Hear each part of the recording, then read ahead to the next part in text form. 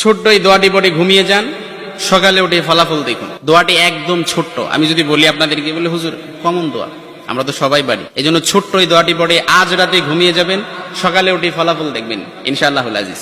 আপনি মাথা থেকে বোঝা নামিয়ে ফেললে যেরকম হালকা হয়, আপনি এরকম হালকা মনে করবেন।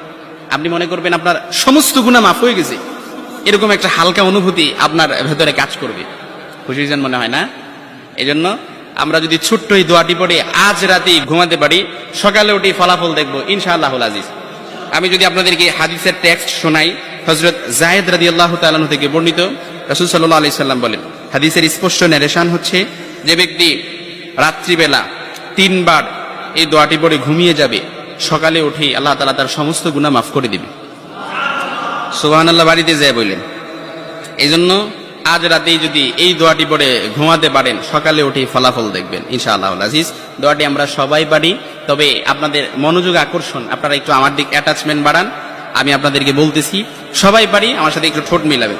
আস্তাগফিরুল্লাহাল্লাযী লা ইলাহা ইল্লা হুয়াল হাইয়ুল কাইয়্যুম ওয়া আতুবু ইলাইহি লা হাওলা ওয়ালা কুওয়াতা ইল্লা বিল্লাহিল আলিয়্যিল আযীম।